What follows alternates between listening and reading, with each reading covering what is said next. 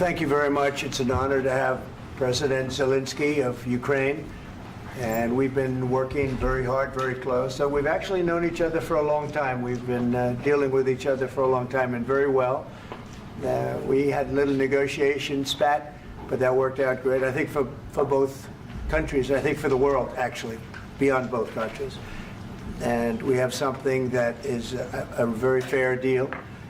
And we look forward to getting in and digging and working and getting some of the rare earth. But it means we're going to be inside, and it's a big commitment from the United States, and we appreciate working with you very much. And we will continue to do that. We have had some very good discussions with Russia. I spoke with President Putin, and we're going to try and bring this to a close. It's something that you want and that he wants. We have to negotiate a deal, but we've started the confines of a deal, and I think something can happen. The big thing is the number of soldiers, mostly at this point, but soldiers being killed. They're losing thousands of soldiers. So on both sides, we're losing a lot of soldiers, and we want to see it stop, and we want to see the money get put to different kinds of use, like rebuilding, and we're going to be working very hard. But we've had a lot of very good conversations. I will say until we came along, the Biden administration didn't speak to Russia whatsoever. They didn't speak to anybody. They just allowed this to continue. And I will say that, I'll say in front of you, you've heard me say it 1,000 times, if I were president, this war would have never happened. We would have had a deal negotiated for you without having to go through what you've gone through. But your soldiers have been unbelievably brave. We've given them great equipment, but somebody has to use the equipment. They've been unbelievably brave, and we give them great credit. This was supposed to be over very quickly, and here we are 3 years later. So I give tremendous credit to your generals and your soldiers and yourself, in the sense that it's been very hard fighting, very tough fighting. They're great fighters, and you have to be very proud of them from that standpoint. But now we want to get it over with. It's enough, right? We want to get it over with. So it's an honor to have you here. Thank you very much for coming. We're going to sign the agreement at the conference in the East Room in a little while, right after lunch. And we'll be having lunch together. We're also discussing some other things, and we appreciate everybody being here. It's somewhat of an exciting moment, but the really exciting moment is when they stop the shooting and we end up with a deal. And I think we're fairly close to getting that, and an honor to have you. And please, I'd like to say something. No, thank you so much, Mr. President. Thank you for invitation. And really, I hope that this first document will be first step to real security guarantees for Ukraine, our people, our children. I really count on it. And of course, we count that America will not stop support. Really, for us, it's very important to support and to continue it. I want to discuss it with details further during our conversation, and of course, the infrastructure or security guarantees. Because for today, I understand what Europe is ready to do. And of course, I want to discuss with you what the United States will be ready to do. And I really count on your strong position to stop Putin. And you said that enough with the war. I think that is very important, Ben, to say these words to Putin at the very beginning of war, because he is a killer and terrorist. But I hope that together we can stop him. But for us, it's very important to, to save our country, our values, our freedom and democracy, and of course, no compromises with the killer about our territories, but it will be later. And of course, what I wanted, we spoke about it by phone with you, about the drones production. We have very good drones production. I think the best one in the world for today because of the war. Yes, and of course, we need very much the air defense. You have the best air defense in the world, and really you helped us under attacks of Russians. And I want to speak how we can exchange the licenses. We're open to share the licenses of all our drones with you, of course, with the United States. And we need licenses for quick production of air defense. Even after the war, we need our nation to be calm, that we are secure. So that's why we need this air shield. And of course, about this I want to speak about the contingents. I think that France and UK already spoke to you, and we know that Europe is ready, but without the United States, they will not be ready to be as strong as we need. And the last point, last not least, about exchange, about our people and children. And you know that these crazy Russians, that they stolen 20,000 of children, Ukrainian children. They changed their names, they changed their families, relatives, and now they're in Russia. We want to bring them back, and really, it's a big dream, task, and goal for me, and our warriors.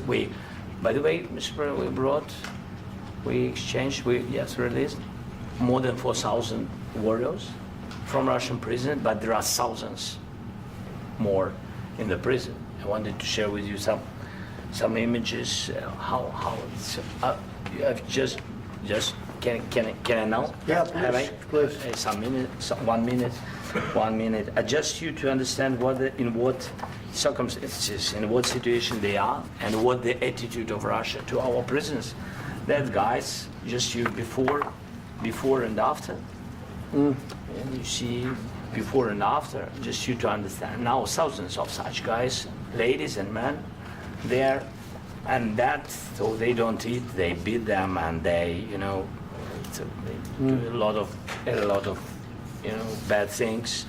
So out of, even during the war, there are rules. Everybody knows there are rules during the war. So these guys, they don't have any rules. You see that 50, 60 kilograms left, and a lot of such things.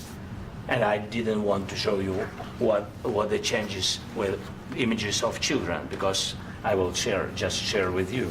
And I mean, it's looking tragic. Yep, that's tough stuff. I wanted very much to give you, and you see it. Yeah. This is pastor, by the way. They stolen pastors because it's not Russian church. They stolen pastors and moved pastors to the prison. At the end of last year, we brought 3 pastors, and we could exchange them. And this is pastor, you see. Yeah, that's tough. Yeah, so I mean, this I wanted to show you, and this. So thank you very much. We want to get that ended, right? Yeah, of course. We And want. I think we will. And We have to, of course. do you have any questions, please? Thank you, Mr. President. With the, how much money is the U.S. going to put into the fund that is being created today, and how does this provide long-term security for Ukraine? Well, we don't know exactly how much, because we're going to be putting some money in a fund that we're going to get from the raw earth that we're going to be taking and sharing in terms of revenue. So it's going to be a lot of money will be made from the sale and from the use of raw earth. And as you know, our country doesn't have much raw earth. We have a lot of oil and gas, but we don't have a lot of the raw earth. And what we do have is protected by the environmentalists, but that can be unprotected, but still it's not very much. They have among the best in the world in terms of raw earth. So we're going to be using that, using it for all of the things we do, including AI and including weapons and the military, and it's really going to very much satisfy our needs. So it's something that just worked out really well. We have a lot of oil, and we have a lot of gas, we have a lot, but we don't have raw earth. So this has just about every component of the raw earth that we need for computers, for all of the things we do.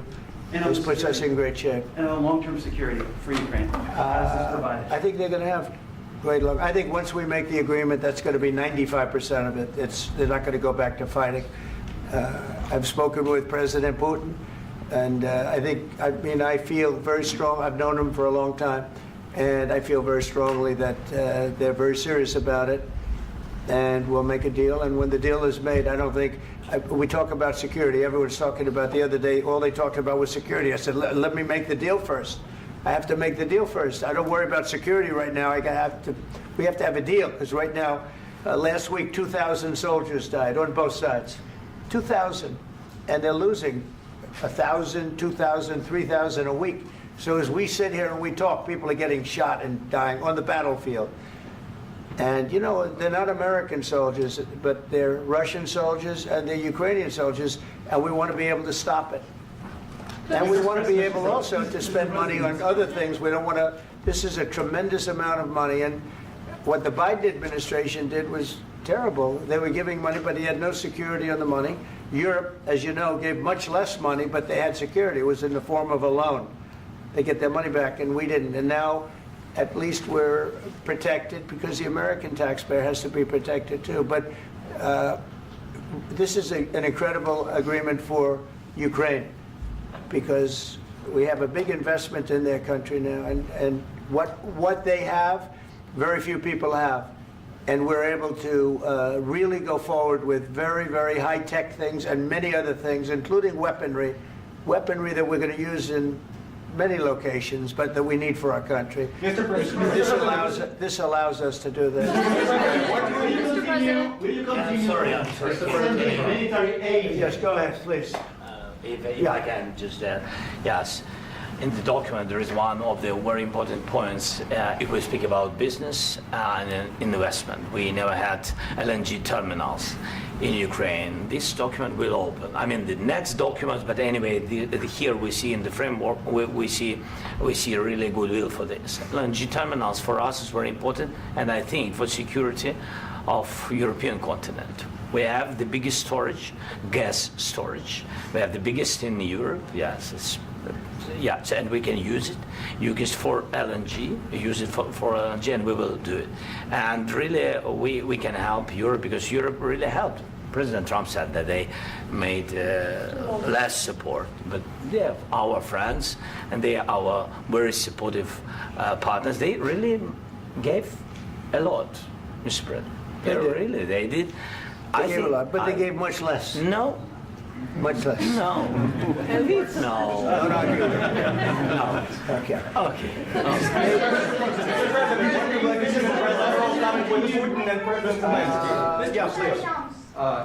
Mr. President Trump, you have repeatedly called the deal with Ukraine as a historical one. And as a President of the United States, you make historical decisions in other issues which affect America and other world. So what place in the world history do you want to take? And do you associate yourself with any famous historical figures? Yeah, I'd say George Washington, Abraham Lincoln. I would say I'm far superior to George Washington and Abraham Lincoln. Now, you know I'm only kidding, right? Because when I say that, the fake news is going to go wild. They're going to say he considers himself to be better than Washington. But you never know. You never know. I don't compare myself to anybody. I'm here to do a job. We've had a great 35 days or whatever it might be, a month, a little more than a month. We've accomplished tremendous amounts. Not only this would be a very great achievement if we could get the war stopped and get them back to normalization. I think that's going to happen. We've had very good talks on both sides, as you know. But I think we've done a very good job, just generally. If you look at all of the things we've done in 30 days, they're saying there's never been a opening for a president. The first month, there's never been a first month like we've had. And this is one of the very important things. This, to me, is one of the most important things because we have tremendous death taking place as we speak, and I don't want to have that. You know, think of the parents, whether they're in Russia or Ukraine, think of the parents of all these people being killed needlessly. They came to our territory. Should have never started. This would have, if I were president, this would have never started. Mr. President, where has out your conviction? Mr. President, will you continue sending military aid to Ukraine after the U.S. signs this agreement with Ukraine? Yeah, we're And going to be continuing. to President Zelensky, do you feel like the U.S. is on your side, that the President Trump is on your side at this moment? Right. What do you think? He wants to know, do you think that, it's sort of a stupid question. I guess we wouldn't be here if I wasn't. I think that the United States on our side from the very beginning of occupation, and I think that President Trump on our side, and of course, I'm sure that the United States President will not stop support. This is crucial for us. It's important for us. Yes. And Putin, the president speaks about the people and the soldiers which are dying, but they came to our territory, they came to our land. They began this war, and they have to stop.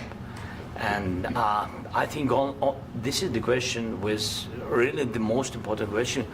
Can President Trump, I hope yes, with some other allies, to stop Putin, withdraw these enemies, our enemy, withdraw these troops from our land?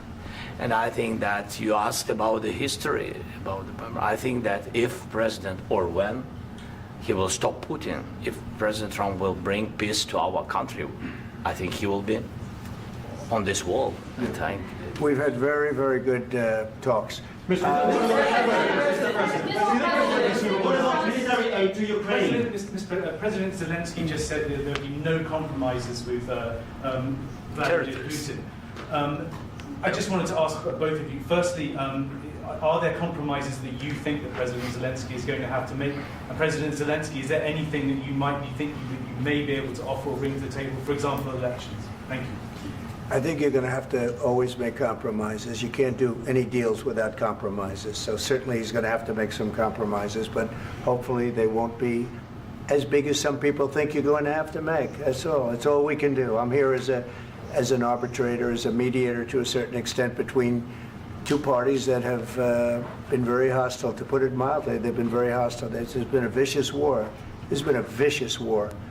You know, it's a very level battlefield, and those bullets go out, and as I've said many times, we were talking about it with Pete, many times the only thing stopping those bullets is a human body.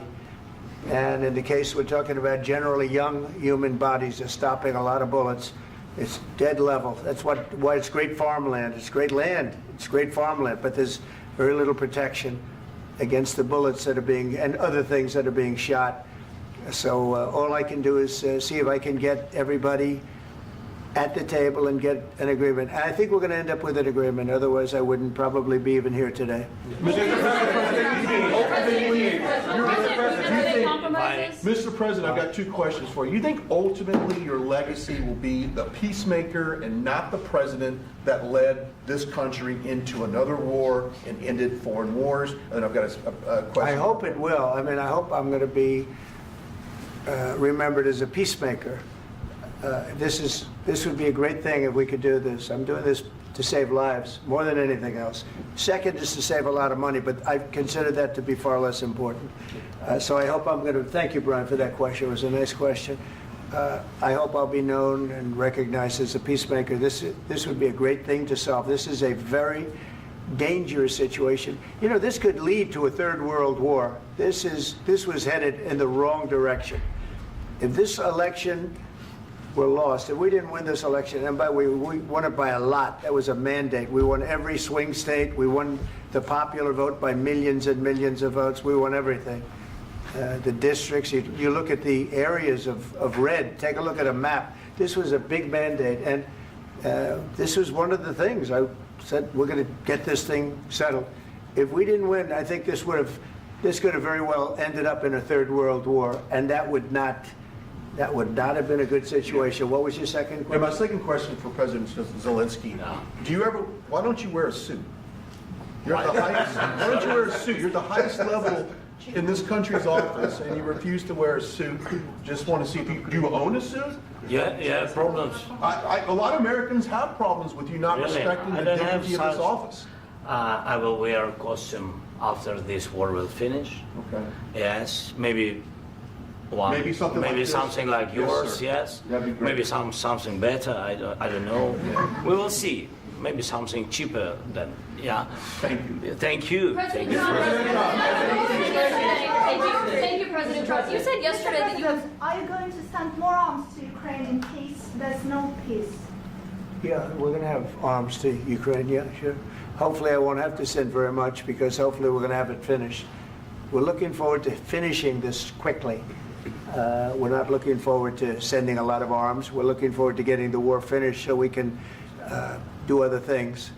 But we very much appreciate the agreement, because we needed what they had, and we're treating, you know, our country is now treated fairly. Biden didn't do that. He didn't know what the hell he was doing. This should have never happened. This should have never started. But, you know, sure, the answer is yes, but hopefully we won't have to send much because I'm looking forward to getting it done quickly, very quickly. Does that mean you'll provide security guarantees, Mr. President? I don't want to talk about security yet because I want to get the deal done. You know, you fall into the same trap like everybody else. A million times you say it over and over. I want to get the deal done. Security is so easy. That's about 2% of the problem. I'm not worried about security. I'm worried about getting the deal done. The security is the easy part. Security is very nice. Everybody stopped shooting.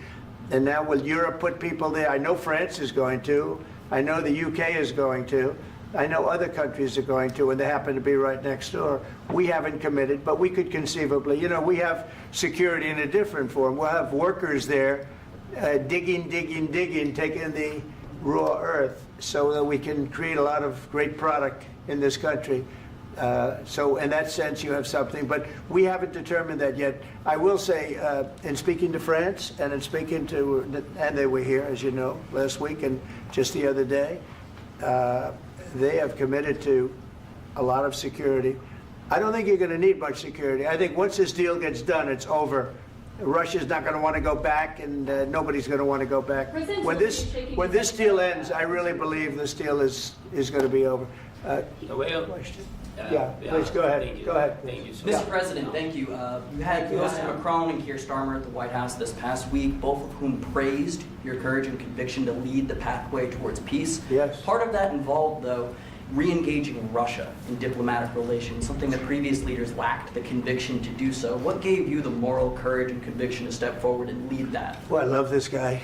Who are you with? One American News, sir. Well, that's why I like him. One American News does a great job. I like the question. I think it's a very good question. It's a pathway to peace. It's a pathway to getting something solved. And I feel that as the head of this country, I have an obligation to do that. Plus, you know, we're very much involved. We got involved. It's too bad we got involved because there should have been no involvement because there should have been no war. And there shouldn't have been October 7th. That would have never happened. As you know, Iran was broke. They had no money to give to Hezbollah. They had no money to give to Hamas. They were stone cold broke. And then under Biden, they became rich as hell. They went from no money to $300 billion in a period of 4 years. And they gave a lot of that money away, and you see what happened. And that's a real mess also that we hope to be able to solve. But no, I appreciate your question very much. I feel I have an obligation to try and do something to stop the death. If I can answer, yes, if I can answer, sorry, please. And I do like your clothing, by the way. Yeah, really? Even though I think he's a great guy, by the way. But I don't know if you two like each other. But you know what? I think he's dressed. I like this guy. I think he's dressed beautiful. So I have more serious things than answer on such Yeah, questions. sure, I will answer on more serious good questions statement. if I can. That's Yeah. So please, about security guarantees and about just ceasefire. We can't just speak about ceasefire and speak and speak. It will not work. Just ceasefire will not never work because I'm like a president. I have this experience, and not only me. Ukraine before my presidency, from the 2014, Putin broken 25 times. 25 times he broken his own signature. 25 times he broken ceasefire. But he never broke to me. He never broke to me. No, you were the president. He You were never the broke- president he during. never broke to me. In 2016, you've been the president, Mr. President. You've been the president, but he had, of course, not with you, but he had during those period. He had conversations with our side, and we had Normandy format. You know, the France, Germany, Ukraine, and Russia, and he broken 25 times. That's why we will never accept just ceasefire. It will not work without security guarantees. Security guarantees, maybe President is right about this document and other, but this document is not enough. Strong army is enough because his soldiers afraid, Putin's soldiers afraid of our soldiers when we're strong enough. If we are not strong enough, if we are empty, if our storage is empty, we can't defend our land. Today, you know, he knows that we have all the world knows that we have meeting. Yes, why he's using ballistic? Putin today using ballistic on our hospitals, schools, and etc. Ballistic. So he knows that we are here and that President Trump is really have goodwill to stop this war. And you hear now the president. So why he's using? So he doesn't want to stop. He doesn't want. But I hope that we will do it. Really, we'll do it. Security. When we speak about security guarantees, when the Europeans are ready for contingents, they need USA backstop. If there will not be United States, we will not never have any contingents, strong contingents from the Europeans, because they don't want to divide alliance connection between the United States and the main and strongest ally and Europeans. And this is crucial, this is important. That's what we want to speak about very much. This is very important. And air defense. So air defense, really, we have big deficit with all these systems, and we need to provide this. We need it very much. Otherwise, Putin will never stop, and will go further and further. He doesn't want. He hates us. You know, it's not about me. He hates Ukrainians. He thinks that we are not a nation. He thinks, and he shared these thoughts. I think maybe with your team also. I don't know, but with all the Europeans, in media, officially and not, he always said that there is no such country, such nation, such language, and such life like Ukrainian. No, he really doesn't respect all the Ukrainians, and he wants to destroy us. And you are right, Mr. President. That's 2%. This document, maybe other documents, it's a very good start, very good, but it will not enough to stop this person. Should Russia pay to rebuild Ukraine? Mr. President, under these Should Russia pay to rebuild Ukraine? They have to pay. This question. You This didn't is the like rule. because- This is the rule of because the I- war. I'm This is sorry. the rule of the war. During all the centuries, all the history, this is the rule of the war. Who began, those pay. Do you agree? This is the rule. Putin began this war. He has to pay all money for innovation. He has to pay. Of course, some Russian assets, what we have in Europe, about 300 billions, we can use them. We can use for innovation and buy military support from the United States also. We can do it, but it's not enough. It's not enough. President, under these circumstances, do you envision a trilateral summit with Because I want Putin to and know- President Zelensky? Wait 1 second. I asked this question that you didn't like because I wanted to know if you want to position yourself in the middle between Russia and Yes. Ukraine or on the Ukraine's No, I'm in the middle. I want to solve this thing. I'm for both. I want to get it solved. And it's wonderful to speak badly about somebody else, but I want to get it solved. If we can solve it, great. If we can't solve it, they're going to have to fight it out, and who knows what's going to happen. But I want to see it get solved. May I follow up? One more question about U.S. troops in Europe. After Russian invasion of Ukraine, your predecessor sent additional troops to Eastern Europe, including Poland, my country. Yeah. Are you committed to keeping these troops on the eastern flank of NATO in the future? I'm very committed to Poland. I think Poland has really stepped up and done a great job for NATO. As you know, they paid more than they had to. They are one of the finest groups of people I've ever known.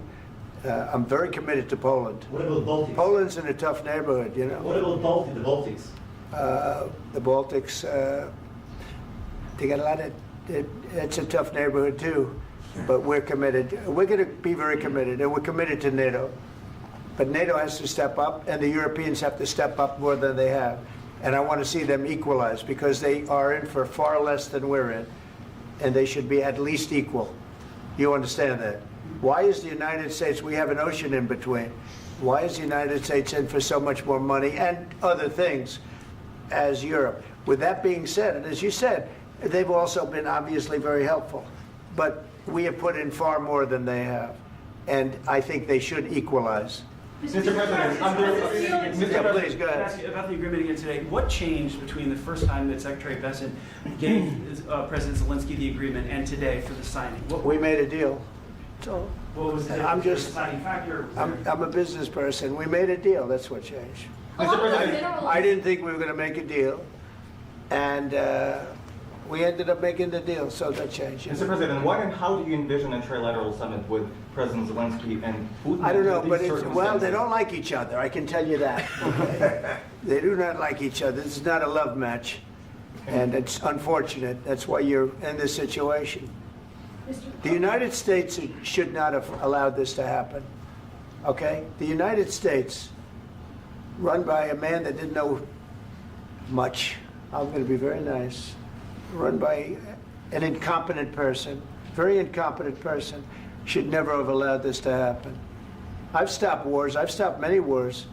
My people will tell you, I stopped wars that nobody ever heard about. I stopped wars before they ever started. You can look at some of, I could give you a lot of nations that would tell you right now they were probably going to war. I could tell you right now there's a nation thinking about going to war on something that nobody in this room has ever even heard about. Two smaller nations, but big, still big. And I think I've stopped it. But this should have never happened. Mr. President. About sorry, just a second. About any negotiations. First of all, I want really to tell you, and I think that everybody understands that Ukraine, more than Ukrainians, nobody wants to stop this war. But at the future, any negotiations, it's understandable that two sides of the war, not Russia and the United States, because this is not the war between Russia and the United States. This is war of Russia against Ukraine and Ukrainian people. So these two sides will be at the anyway will be at the negotiation table. Then of course United States, like the strongest partner of the Ukraine, and of course Europe. I think Europe is very important. I want to speak about it with the president. Yes, Europe is very important for us because we really defend Europe for today. All Europeans really recognize that we are defending line, and they have real life, and our people are dying. That's why they helped us. And also, it's about the NATO.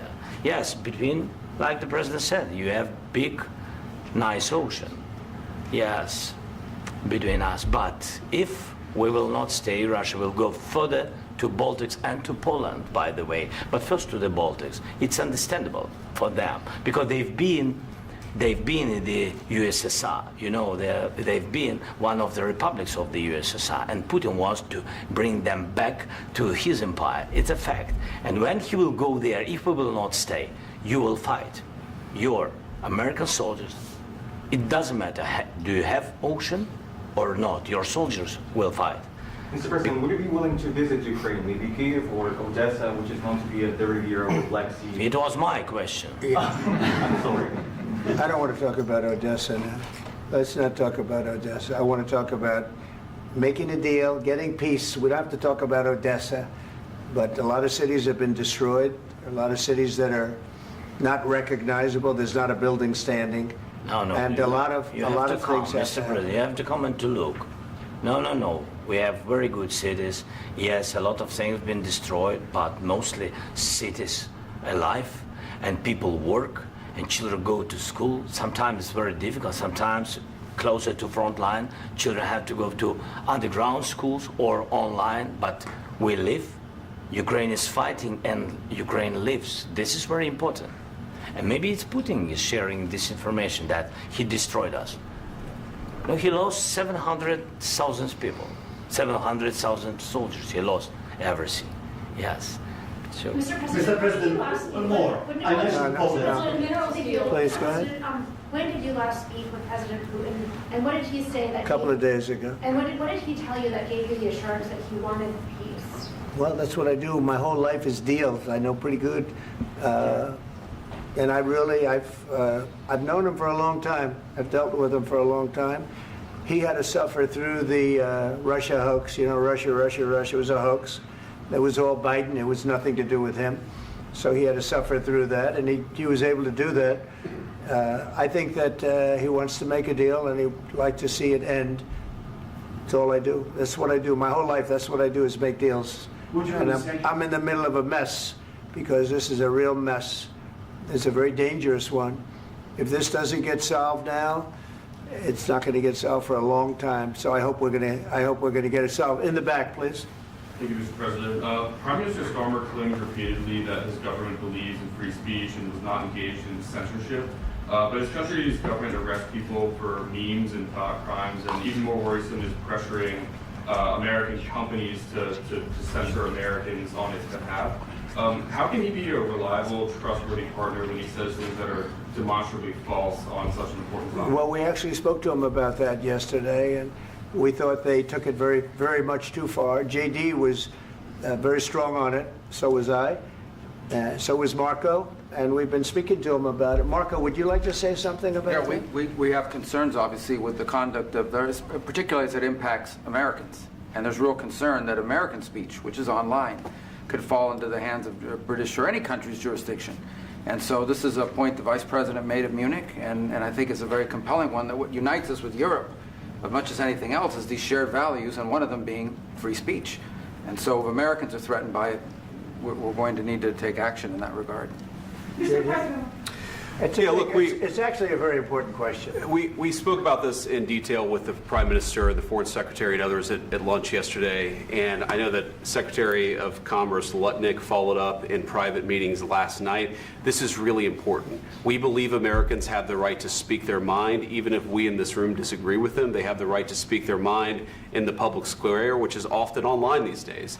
And we're going to defend that right as it pertains to American companies and American citizens vigorously if we have to. I do think that under the President's leadership, we're going to find common ground with our friends in the UK on this question, but it remains to be seen. The principle that will guide us is we believe in free speech in this country, and we'll fight for it for American citizens.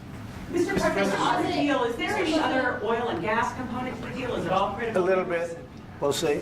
On LNG? But we're not really looking for that so much. We got a lot. We have more than anybody in the world, by far. So no, we're not talking about it too much, but a little bit. I think it affects also, but for the most part, no.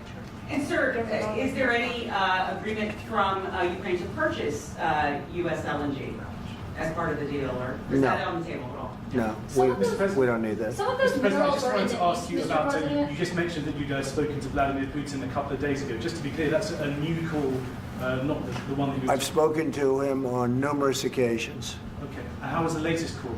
What did you discuss? How did it go? Are you serious with that question? I am. I'd love to know. It went well. I think we're going to have a deal. On the minerals deal, Mr. President, some of those minerals are in the east of Ukraine, not far from the front lines and in areas that Russia has occupied. Will you direct President Putin to withdraw his forces from those areas if there's U.S. interest Well, there? we'll take a look at the time. We have a lot of area. It's a very big area we're talking about, so we'll take a look. I'll study that and I'll see. And who would protect those minerals if they are U.S. interests? Would that be Ukrainian They'll be forces? protected. The European agreement forces? will protect them. U.S. The forces? agreement, yeah, we're signing an agreement. You know? Right, but what if Russia tries to invade or there's Russian aggression in those spots? I just told you, I don't think that's going to happen. And if that were going to happen, I wouldn't make a deal. If I thought that was going to happen, I wouldn't make a deal. Some people may wonder why. You know, they ought to focus on CNN on survival, not asking me these ridiculous questions. Focus on surviving, because CNN's got such low ratings. I don't think they're going to survive. Let's go. Please, go ahead. I already mentioned Poland. Poland was under Russian control for decades after the Second World War. When I was a kid, I looked at the United States not only as the most powerful country, richest country in the world, the country that has great music, great movies, great muscle cars, but also as a force for good. And now I'm talking with my friends in Poland, and they are worried that you align yourself too much with Putin.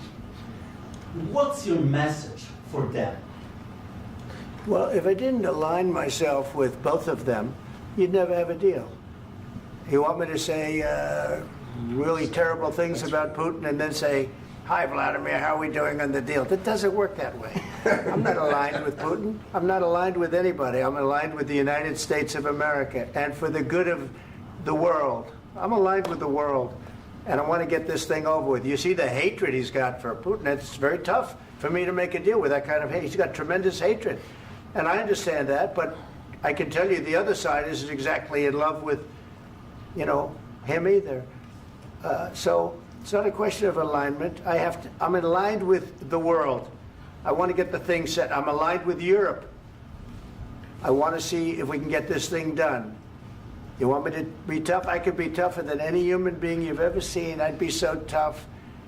But you're never going to get a deal that way, so that's the way it goes. All right, one more question. Hey, I will respond to this. So look, for 4 years in the United States of America, we had a president who stood up at press conferences and talked tough about Vladimir Putin, and then Putin invaded Ukraine and destroyed a significant chunk of the country. The path to peace and the path to prosperity is maybe engaging in diplomacy. We tried the pathway of Joe Biden of thumping our chest and pretending that the President of the United States' words mattered more than the President of the United States' actions. What makes America a good country is America engaging in diplomacy. That's what President Trump is doing. Can I ask you?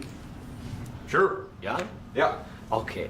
So he occupied it, our parts, big parts of Ukraine, part of East and Crimea. So he occupied it on 2014. So during a lot of years, so I'm not speaking about just Biden, but those time was Obama, then President Obama, then President Trump, then President Biden, now the President Trump, and God bless, now President Trump will stop him. But during 2014, nobody stopped him. He just occupied and took. He killed people. You know what the contact line? 2015. 2014 2014. and 2014. 2014. Yeah. So I was not here. Yeah, but That's exactly right. Yes, but during 2014 till 2022, yeah, the situation the same. The people have been dying on the contact line. Nobody stopped him. You know that we had conversations with him, a lot of conversation, my bilateral conversation, and we signed with him, me, like a new president. In 2019, I signed with him the deal. I signed with him, Macron and Merkel, we signed ceasefire. Ceasefire. All of them told me that he will never go. We signed him with gas contract. Gas contract. Yes, but after that, he broken this ceasefire. He killed our people and he didn't exchange prisoners. We signed the exchange of prisoners, but he didn't do it. What kind of diplomacy, JD, you are speaking about? What do you mean? I'm talking about the kind of diplomacy that's going to end the destruction of your country. Yes, but if you Mr. President, with respect, I think it's disrespectful for you to come into the Oval Office and try to litigate this in front of the American media. Right now, you guys are going around and forcing conscripts to the front lines because you have manpower problems. You should be thanking the President for trying to bring an end to this conflict. Have you ever been to Ukraine that you say what problems we have? I have been to. Count once. I've actually watched and seen the stories, and I know what happens is you bring them on a propaganda tour, Mr. President. Do you disagree that you've had problems bringing people into your military? And do you think that it's respectful to come to the Oval Office of the United States of America and attack the administration that is trying to prevent the destruction of your country? A lot of questions. Let's start from the beginning. Sure. First of all, during the war, everybody has problems, even you, but you have nice ocean and don't feel now, but you will feel it in the future. God bless. You don't know that. God bless. You don't God know bless. that. You will not have a war. Don't tell us what we're going to feel. We're trying to solve a problem. Don't tell us what we're going to feel. I'm not telling you. Because I'm you're in no answering on position this to question. dictate that. That's Remember exactly what this. you're doing. You're in no position to dictate what we're going to feel. We're going to feel very good. You will feel influence. We're going to feel very good and very You strong. will feel influence. You're right now not in a very good position. You've allowed yourself to be in a very bad position, and he happens to be right about it. From the very beginning of the war. You're not in a good position. You don't have the cards right now.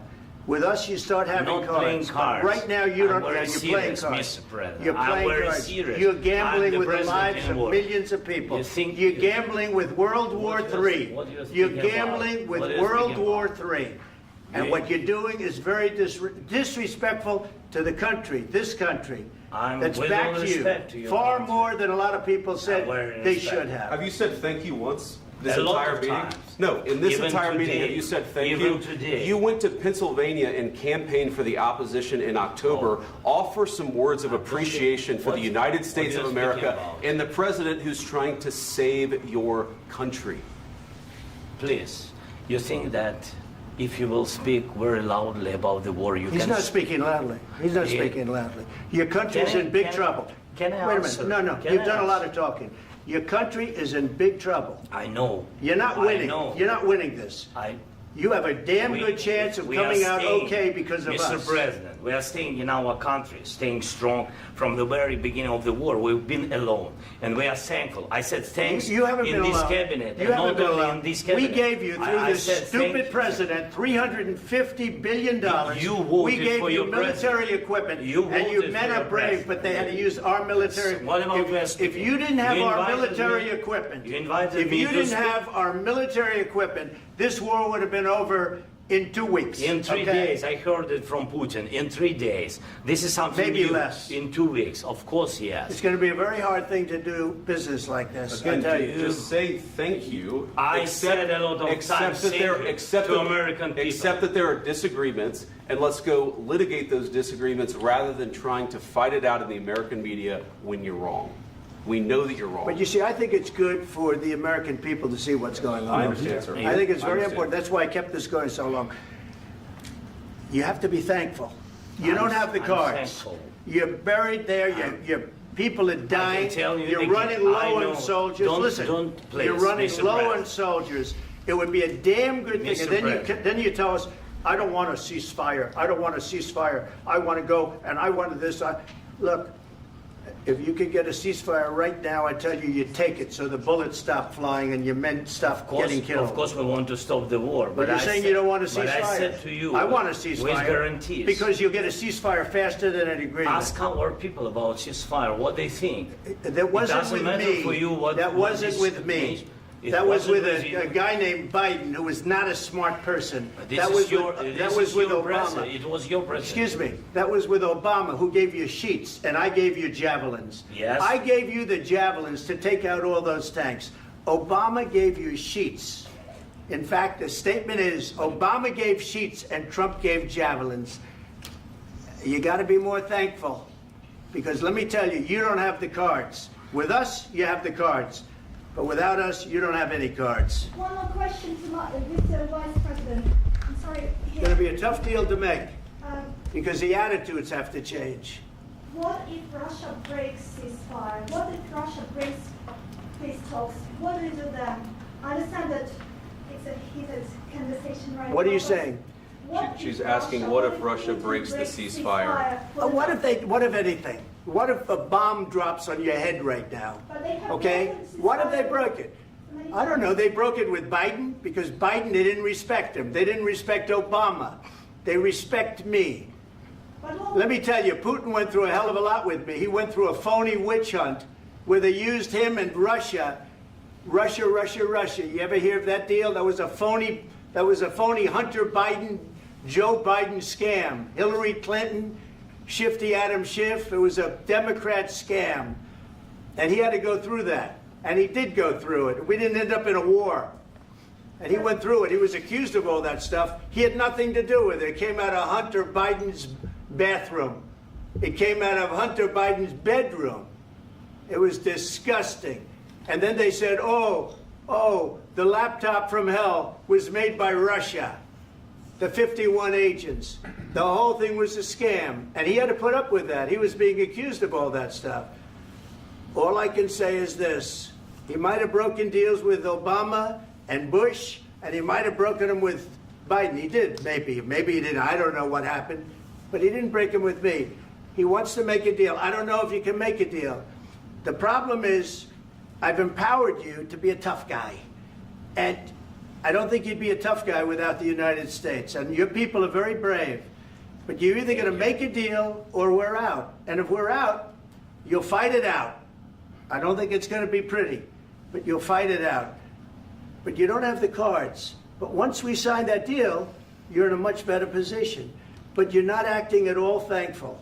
And that's not a nice thing. I'll be honest, that's not a nice thing. All right, I think we've seen enough. What do you think? Huh? This is going to be great television, I will say that. All right. We'll see what we can do about putting it together. Thank you, sir. And I need the back of this. We'll see, I don't know. All right, guys, come on. Wait, hey, let's go. Guys, come on, let's move.